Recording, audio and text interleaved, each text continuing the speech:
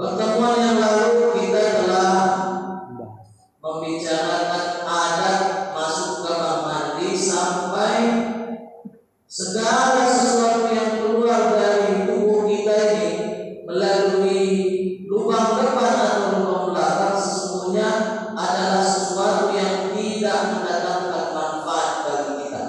Andaikan dia tetap ada di tubuh kita, bisa jadi itu menyebabkan penyakit bagi kita. Maka dari itu ketika kita buang hajat, setelah selesai pantaslah kita bersyukur kepada Allah Subhanahu wa taala dengan mengatakan alhamdulillahilladzi adhaba anni ma yu'dini wa abqa ala ma yanfa'uni. Ya Allah, ampunilah aku.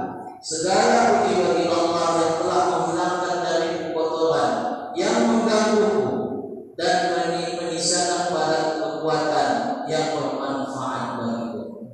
Jadi malam ini kita sambung lagi adat-adat masuk ke kamar mandi, yaitu wayandari an tu'adda an-nabla qabla qada'il hajati, yang artinya dan seharusnya kamu menyiapkan batu sebelum menunaikan hajat. Jadi Bapak, ini yang disampaikan Imam Al-Ghazali ini adalah situasi atau kondisi di mana di masa Rasulullah SAW belum ada air, belum ada, sulit mendapatkan air. Maka dari itu ketika mereka buang hajat, mereka menggunakan batu. Ketika mereka beristinja, menggunakan batu.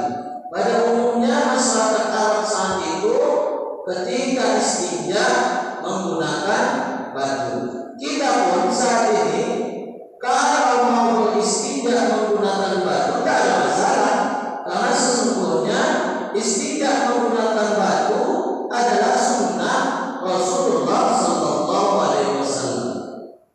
Buya Yahya bilang, kalau kamu tidak mau beristinja dengan menggunakan batu, tak apa-apa, tapi jangan pernah mencela orang yang beristinja, atau ketika kita mendengar istinja dengan menggunakan batu, kita merasa tak pantas, aneh, dan jijik. Maka ketika kita merasakan seperti itu, kata Buya Yahya, wajib bagi kita untuk beristinja dengan menggunakan batu. Kenapa? Karena ini adalah sesuatu yang pernah dicontohkan oleh Rasulullah Sallallahu Alaihi Wasallam. Apa yang dikerjakan Rasulullah Sallallahu Alaihi Wasallam, maka yakinlah itu tidak akan pernah membawa kita kepada sesuatu hal yang buruk. Maka malah sebaliknya akan membawa kita kepada sesuatu hal yang baik. Andaikan pun kita tidak mau menggunakan batu, tidak masalah, tapi jangan pernah kita melayaskannya. Atau ketika kita mendengar istinja dengan menggunakan batu, kita merasa jijik dengan apa yang kita dengar atau apa yang kita lihat. Istinja menggunakan batu itu boleh kalau ada air, bagus. Dan jika menggabungkan istinja menggunakan batu dengan air, maka itu adalah sesuatu yang dipuji oleh Allah Subhanahu wa taala. Jadi masyarakat Kuba, Masjid Kuba, pernah mendapat pertanyaan dari Rasulullah Sallallahu Alaihi Wasallam. Turun wahyu kepada Rasulullah Sallallahu Alaihi Wasallam, fi rijal yuhibbuna ayyatahharu wallahu yuhibbul mutahhirin, wallahu yuhibbul mutahhirin. Yang artinya di dalam masjid itu ada orang-orang yang ingin membersihkan diri, dan sesungguhnya Allah menyukai orang-orang yang bersih. Dijelaskan di dalam kitab Mahmudil Ubudiyah bahwasanya Allah memuji orang-orang yang berada di Masjid Kuba. Lalu ditanya Rasulullah,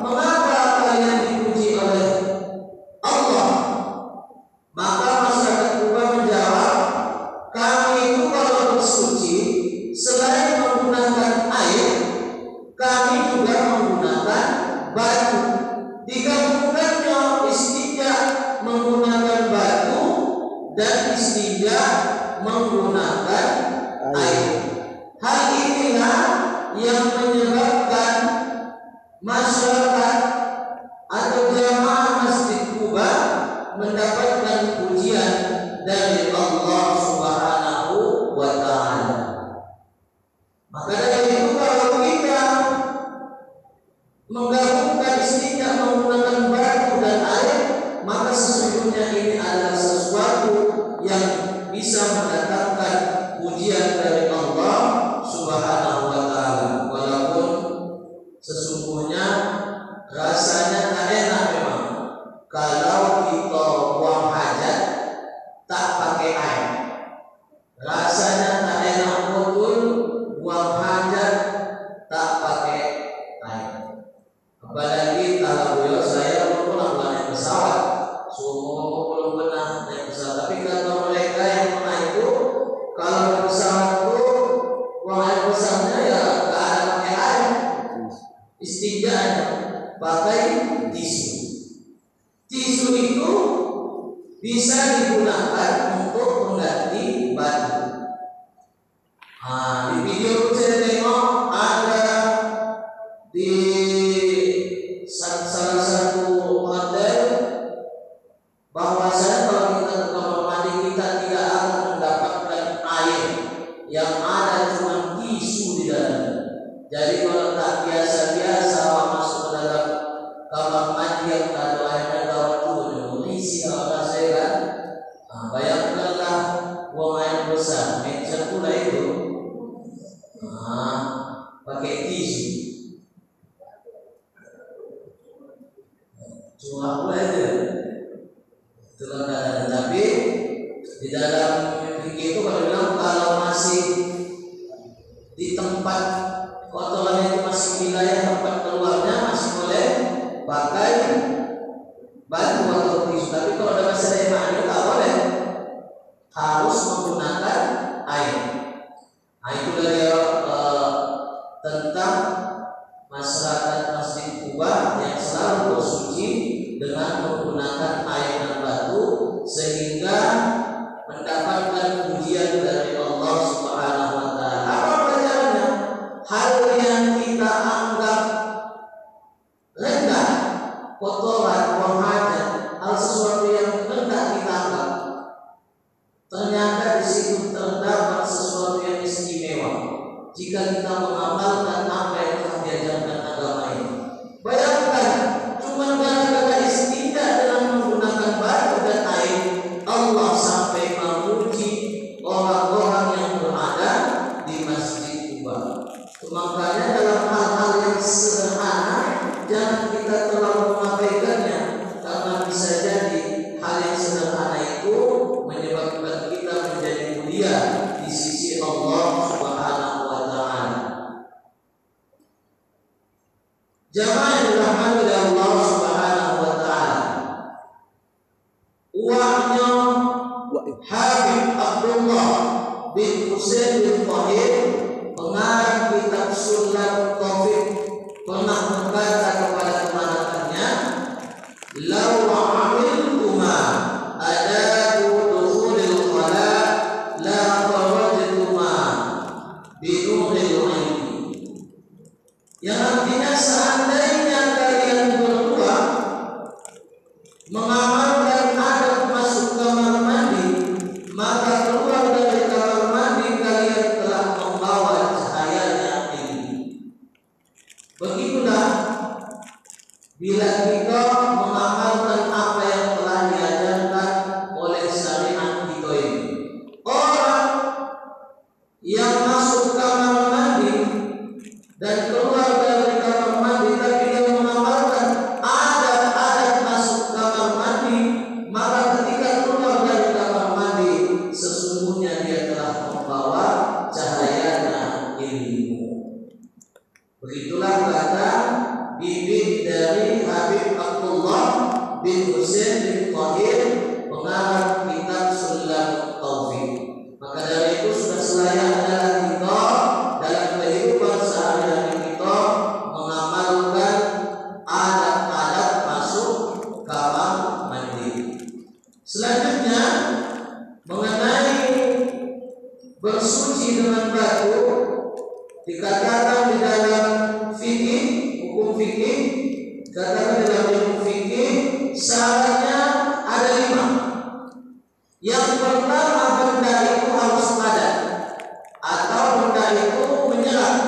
Kalau batu misalnya batu apung, nah itu menyerap itu. Atau tanah liat yang keras, itu menyerap itu. Jadi kalau mau istinja dengan batu, misalnya batu apung atau tanah liat yang sudah keras, nah itu bisa dijadikan sesuatu untuk beristinja. Yang kemudian suci, jangan tailong buyong tak bohas tu kita pakai juga untuk beristinja. Tak boleh. Masa ketika pernah Rasulullah beristinja dipegang, nah ini bukan batu ini katanya. Ini kotoran yang sudah kering. Tahu panasnya pada pasir itu. Oras dibuatnya kotoran itu. Dia tak belah batu. Jadi dikasih sahabat kepada Rasulullah, dibilang Rasulullah ini bukan batu, ini kotoran hewan. Tak boleh dipakai untuk beristinja. Jadi syarat yang kedua harus suci. Yang ketiga, benda tersebut bisa mengangkat najis. Artinya benda itu permukaannya harus kasar dan menyerap. Jangan pakai kaca. Selain bahagia, bisa apa dia tak nyerap. Buka pula tahan habis, kuyak pula. Nah, pakai yang permukaannya kasar dan menyerap. Kemudian yang keempat, benda tersebut bukan sesuatu yang terhormat. Jangan pernah banyak uang malam bawa ke toko roti beli kue bantan. Sampai rumah pakai pula kita istinja. Memang menyerap itu, menyerap, tapi itu sesuatu yang terhormat. Jangan pula istinja pakai kue, pakai roti bantal. Nah itu tak diperbolehkan. Kemudian bendanya harus kering. Kenapa? Karena najis itu pindahnya karena sebab yang basah. Kalau ada anjing misalnya, kulitnya kering, tangan kita kering, kita sentuh, tak berpindah najisnya, tak parah kalau bersama. Tapi ketika kulit anjing itu basah, tangan kita kering, kita sentuh, maka berpindahlah najis. Atau sebaliknya, tangan kita basah, kulit anjing itu kering, kita sentuh, maka berpindahlah najis. Maka dari itu, ketika kita beristinja dengan menggunakan batu, hendaknya batunya harus kering. Jamaah yang dirahmati oleh Allah Subhanahu wa taala, selanjutnya wa alla tastanji bil ma'i fi mawdi' qada'il hajati, yang artinya dan janganlah beristinja dengan menggunakan air di tempat kamu membuang hajat. Macam mana maksudnya? Jangan beristinja dengan menggunakan air di tempat kita buang hajat. Jadi sebagaimana saya bilang di awal tadi, pada masa Rasulullah SAW, orang tua buang hajat mencari tempat yang paling jauh dari mata manusia, di padang pasir, di alam terbuka, di padang pasir, jauh dari pandangan manusia. Jadi kalau kita beristinja menggunakan air, hendaknya kita pindah. Misalnya di sini kita buang hajat, setelah siap pindah kita ke sini, baru kita beristinja dengan menggunakan air. Mengapa demikian? Kalau di sini juga kita istinja, takutnya percikan air, percikan air yang kita pakai istinja itu terkena najis atau kotoran kita, kena percikan itu pakaian kita atau kepada kita, sehingga kalau kita sholatnya tidak sah. Ini pula untuk beristinja atau buang air di alam terbuka. Jangan pula nanti ibu di rumah pipisnya di kamar mandi, istinja yang dilakukan bahasa itu hadisnya tak begitu maksud dari penjelasan Imam Al-Ghazali di dalam kitab Bidayatul Hidayah. Ini hanya berlaku di alam terbuka. Kalau di alam di zaman sekarang kita harus saya rasa orang buang air di alam terbuka, balik di balik pokok sawit. Kalau naik mobil dari balik mobilnya dikunci nyobatnya itu begitu juga sekarang kan. Jadi ini berlaku hanya untuk istinja di alam yang terbuka.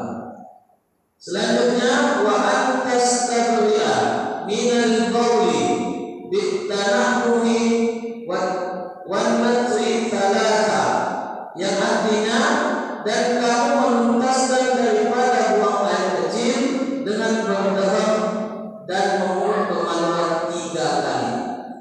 Kalau kita buang air kecil maka dianjurkan kita berdahak. Kalau kata kita nanti supaya sisa-sisa kecil tadi tertular keluar. Jadi berdahak ini anjuran, tapi barang siapa yang biasanya buang air kecil dia yakin berdahak itu baru bisa menuntaskan habis sisa air kecilnya, maka menjadi wajib bagi dia berdahak ketika selesai buang air kecil. Kalau orang yang tak pernah berdahak yakin dia dah buang air kecil, tak pernah yakin habis sisa-sisa air kecil, tapi dibiasakannya sehingga was-was dia, maka berdahak itu menjadi sesuatu yang wajib baginya. Selanjutnya wa bi imraril yadil yusra ala asfalil qadid, yang artinya dan dengan mengusap atau diurut menggunakan tangan kiri kepada bawah batang kemaluannya. Jadi dimaaf ya Bu, dicontoh-contohkan juga boleh. Jadi kalau kita buang air kecil, dianjurkan bagi kita untuk mengukur atau kalau bahasa kita ditusuk. Maaf cakapnya, kalau ini pistol gitu Pak. Kalau ini pistol gitu, diulang pakai tangan kiri gitu dari atas. Kalau ini pistol gitu Pak, diulang dia dari pangkalnya. Begitu yang diajarkan di kitab Bidayatul Hidayah, diurut dia supaya kita memastikan bahwasanya sisa-sisa air kencing kita itu telah habis keluar. Itu dia.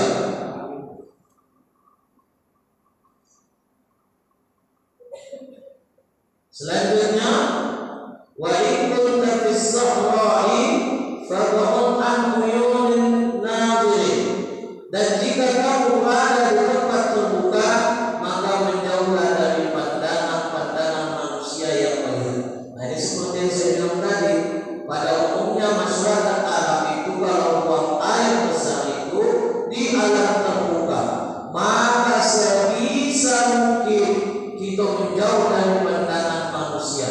Jangan sempat ada mata-mata manusia yang melihat aktivitas kita ketika buang hajat. Wasyatir bisyai'in wajadtahu, dan tutupilah olehmu dengan segala sesuatu yang bisa menutupinya. Karena kita berada di alam terbuka waktu itu, maka apa yang bisa menutupi kita? Entah dahan kelapa, entah pelepah sawit itu, apapun yang bisa kita jadikan untuk menutupi kita sehingga tidak bisa dilihat oleh manusia, maka tutupilah. Karena aurat kita itu tidak boleh untuk dilihat oleh manusia yang lain. Wala takshifu wala takshif awrataka qabla al-intihai ila mawdi'il julusi, dan janganlah kamu membuka auratmu sebelum kamu sampai duduk untuk buang hajat. Kalau kita tidak buang hajat, ingat baik konteksnya alat terbuka. Kalau kita tidak buang hajat, maka jangan dulu tasawuf satu kilo. Udah tak tahu tasawuf, jangan dulu sampai dulu kita baru kita buka sarung kita. Kalau pakai sarung, kalau pakai celana, pakai celana dibuka celananya. Setelah kita sudah sampai di tempat kita buang hajat. Wala tastaqbilu qiblata wala syamsa wala qamar wala tastadbirhuma. Yang artinya jangan kamu menghadap ke kiblat atau menghadap ke matahari atau menghadap ke bulan, dan jangan pula membelakanginya. Kalau kita buang hajat, jangan kita menghadap ke matahari. Kenapa kita matahari dan kita hadap ke jangan membelakanginya? Berarti kita hadap sana. Kalau di sana matahari, madhab sana kita berarti. Nah, jangan pula kita menghadap bulan, dan jangan pula kita membelakangi keduanya. Namun dalam hal ini ulama berbeda pendapat. Pendapat pertama mengatakan bahwasanya mengikuti apa yang telah disampaikan tadi. Jangan menghadap bulan, jangan menghadap matahari atau membelakangi keduanya. Pendapat yang lain mengatakan kalau di alam terbuka, iya, jangan menghadap bulan, jangan menghadap matahari atau membelakangi keduanya di alam terbuka. Namun saat ini sudah beda keadaannya. Kita sudah berada di dalam kamar mandi, sudah terhalang oleh tembok, sudah terhalang oleh sesuatu. Maka pendapat yang kedua ini mengatakan boleh, walaupun utamanya tetap jangan menghadap ke matahari, menghadap ke bulan atau membelakangi keduanya. Jika bisa kita hitamkan, jika tidak ada masalah. Itu dia. Wala takun fi mutahadditsin nasi aw zilrihim. Yang artinya janganlah kamu membuang air di tempat berkumpulnya orang-orang atau pada naungan mereka. Ini kalau ada yang bagi rumah aja, buang air lakukan dia di tempat orang yang sering kumpul. Jadi kalau di kampung saya ada suku-suku di Tahiman atau sering kumpul di sini. Atau kalau bukan kita di halte lah, kita bilang halte. Kalau ada juga orang buang air kecil di situ, buang aja. Kalau tahu itu coba dihajar dulu deh. Iya udah tahu di situ biasanya orang kumpul, nunggu angkot, mungkin nunggu bus, buang air kecil di sini. Tahu lah mesinnya di mana buang air kecil. Di kamar mandi saya kadang-kadang nggak ada yang mau juga lagi bawa mesin. Ada lagi di sini yang tak ada ya. Kan mengganggu orang namanya itu. Maka manusia yang seperti ini perlu kalau ketahuan perlu dikasih pelajaran sedikit. Gawatnya lagi ada di tempat kami sana dia bilang, siapa yang buang air kecil di sini anjing betul. Aduh juga, aduh juga lagi. Memang betul-betul berbal dari manusia. Udah dibilang bukan dibilang begitu pun aduh juga ya. Nah, memang kadang-kadang manusianya juga berubah. Udah dibilang begitu buang air kecil juga lagi di sini. Kenapa? Iya. Dan kenapa mengganggu nyawa seorang? Makanya dibuat orang perhatian seperti itu. Di pojokan itu boleh. Selanjutnya wala takun filma raqi. Yang artinya jangan buang hajat di air yang menggenang. Kenapa jangan buang hajat di air yang genang? Pertama, gara-gara kencing waktu bisa tersebar najis. Yang kedua, ia kalau sehat awal. Tak sehat sekali tak boleh. Apalagi kalau tak sehat, ada penyakit dari sebab kencing waktu, maka bisa menyebabkan tertularnya penyakit. Dan jika ini dikerjakannya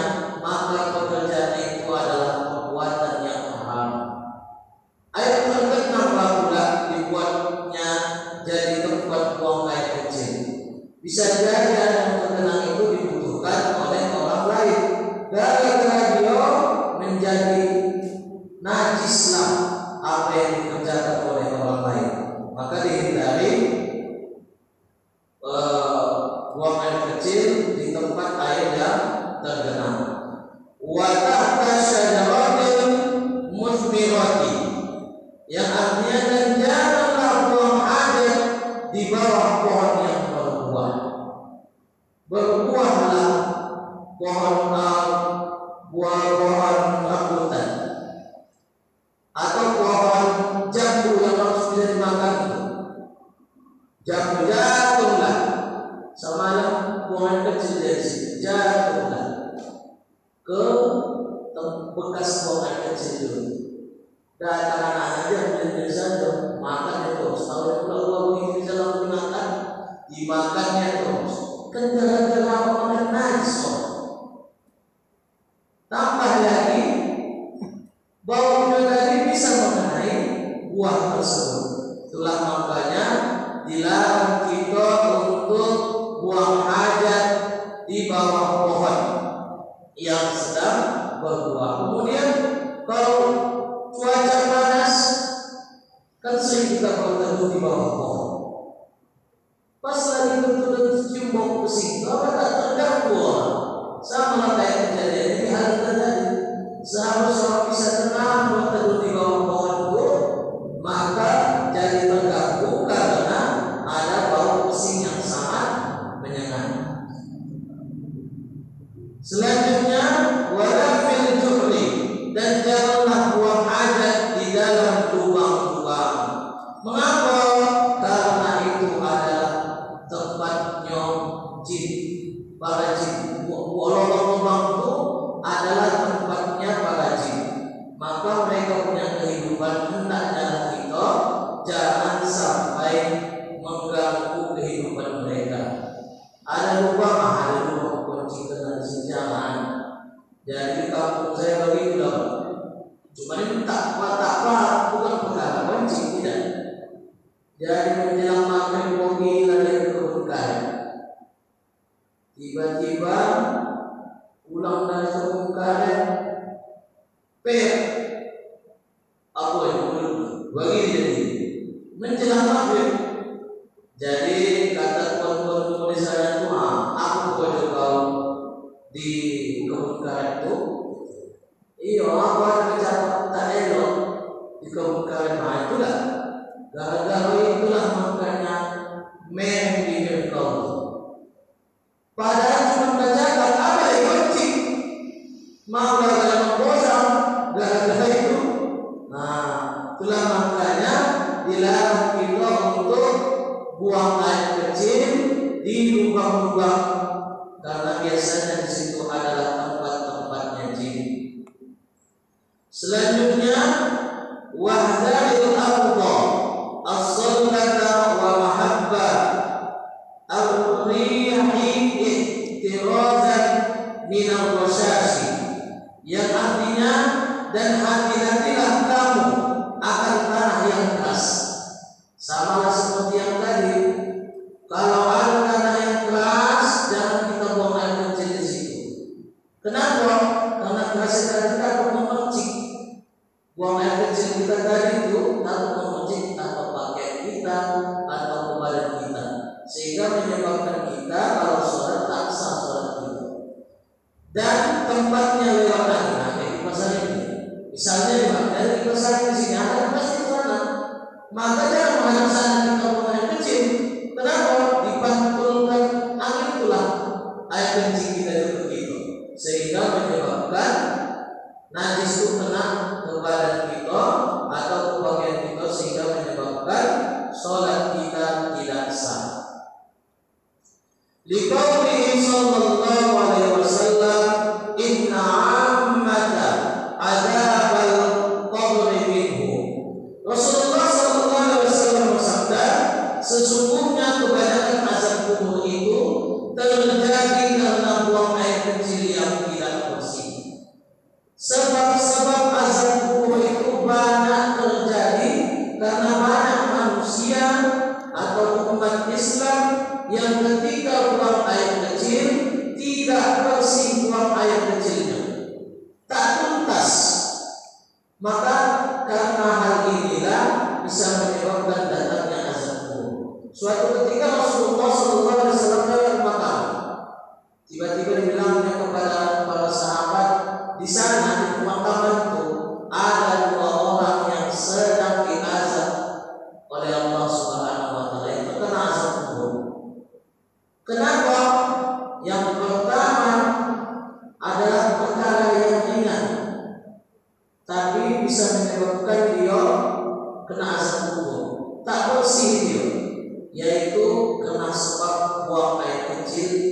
tetap bersih.